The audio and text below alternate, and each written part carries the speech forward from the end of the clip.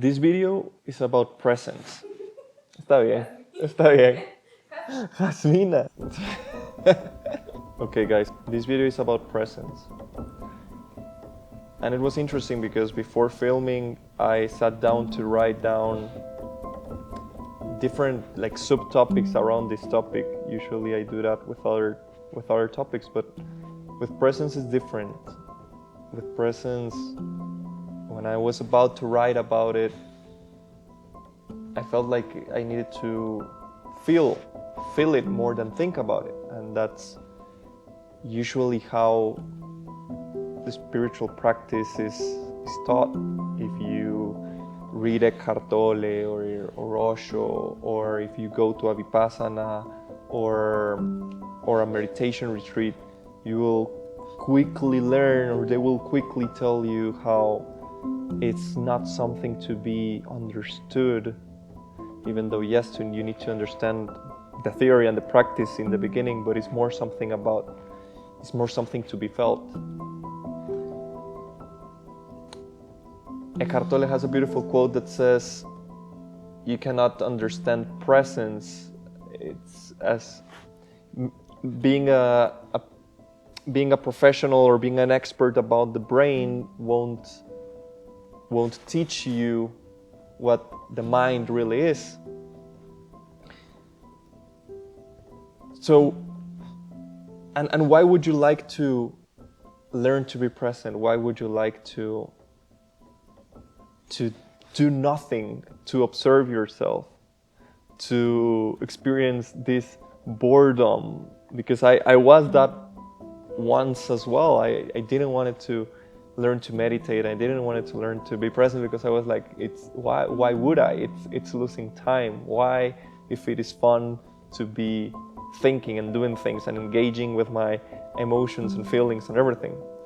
So but also then you can't deny how so many entrepreneurs and how some of the best artists, some of the deeper ones, and so many people talking about meditation, and then you start learning about the different spiritual teachers and about Eastern philosophy, and you start seeing how it has something to give you.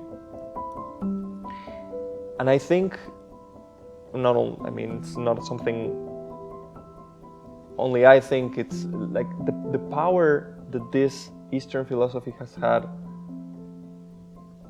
is the power to break previous patterns, to create a new self, to understand you have been thousands of versions of yourself.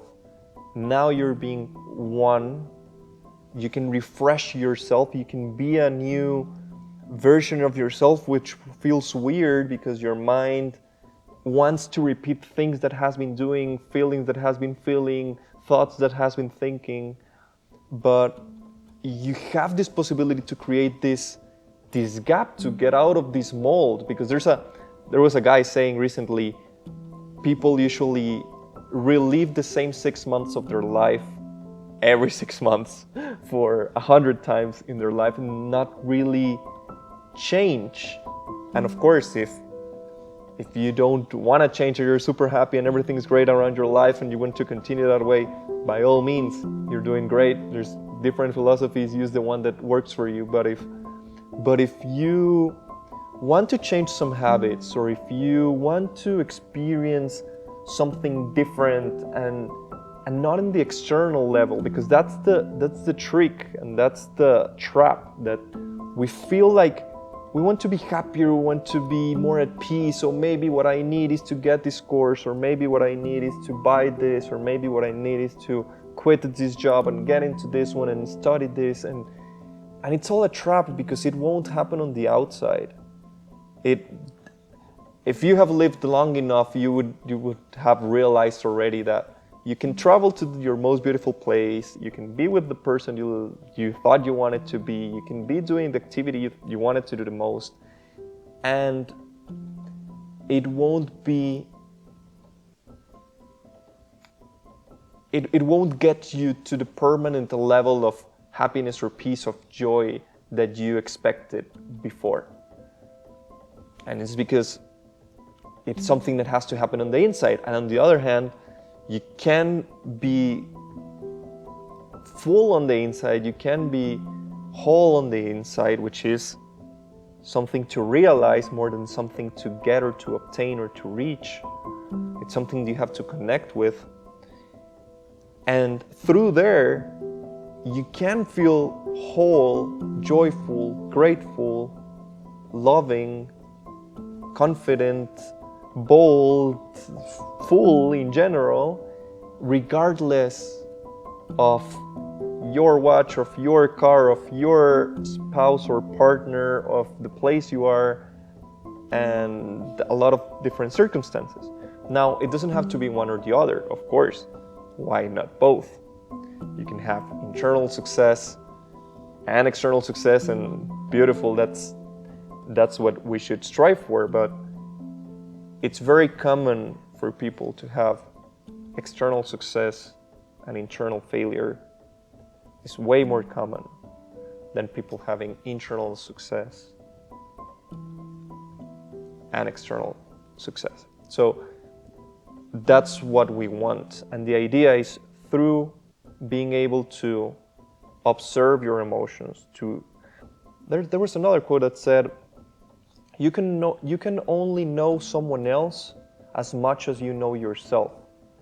There was a book that was saying that self-awareness might be the strongest quality someone could have, to really get to know yourself, to see what happens when you see this, when you hear this, when you feel this, when you think this, to be able to observe yourself and to be able to develop the inner skills.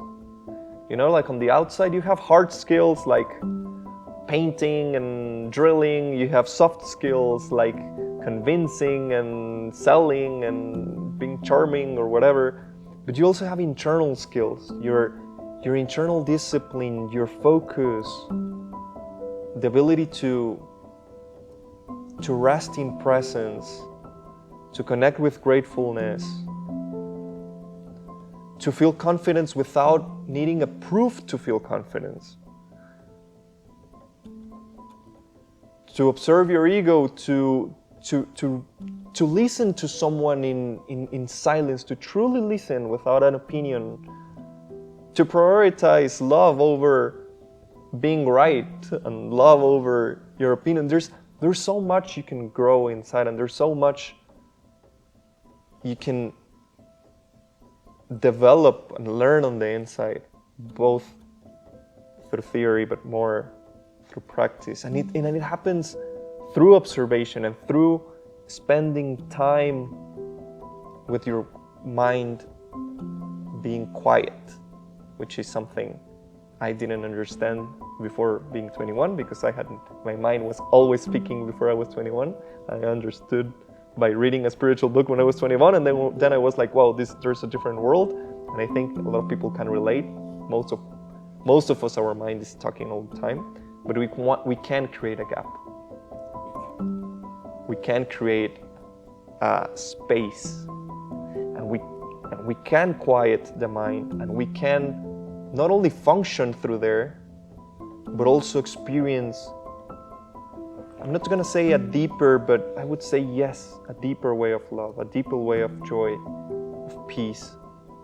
Now, there's nothing wrong about the mind. Of course, it's a tool, it's a great tool, as long as we control it.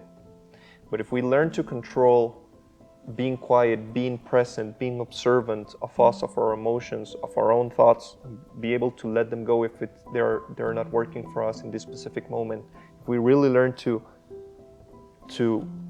focus in whatever we want at will, because there's a quote that says something along the lines of, you don't really decide to thinking happens to you, regardless if you wanted it or not. And it's true. And try to meditate for 10 minutes if you haven't tried before, and most probably, even though you tell to yourself, I'm going to spend this whole 10 minutes without thinking and in presence, it's not really that easy. You need to kind of get the reins of it. So through observation, you can direct your emotions and your mind, whatever is useful for you. So it's a big practice. I think if you learn to master that, everything else will fall into place, because Eckhart Tolle also says the first reality is within, the second reality is without, referring to if you master your reality within, your reality without will follow. It will be easier for you to know the right path towards what to do, what to eat, what is balance in every aspect of your life, when to start something, when to finish it. And there's another beautiful quote. I love quotes. This one is, I don't remember the name of this guy. He's a nice coach, and he says, success is not a place you get to. Success is the context from where you act, the context from where you come from. And I think that's a beautiful quote, and it's exactly what I'm talking about right now. It's once you connect with this presence, what you feel at peace there, which means once you accept yourself, forgive yourself, allow yourself to be in this version you are being now, from there you can emerge with new actions, with new thoughts, with new emotions, with new ideas, with new connections, with new ways to speaking, with new ways of listening, with new ways of thinking and processing and acting and reacting and everything, of living basically, of deciding, of purchasing or not purchasing, of eating, of walking, of everything. It can come from there without you having to think your way through it. And it is a practice. I don't think it happens overnight. Apparently, it kind of has happened overnight for a couple people, for some people. Only they know. Some people say it has happened that way for them. It has been mostly people who has been very close to suicide or very close to a very dark place of their life, and they just, like, it was a very, very abrupt change because they couldn't handle it otherwise. But for most of us, it's gonna be a journey. That's why it's called Proyecto Satori project, because it's a project. It's a lifelong project, and there's no end to it. There's different levels of depth, and yeah, and you can absolutely integrate it to what you want in your life. Even though most probably, if you start this practice, you will see that your interests might change a little bit. For the better, I would say. But you can decide for yourself, try it for yourself. But yeah, I think there's a lot to be learned from presence, from meditating, from being, more than thinking. We're human beings.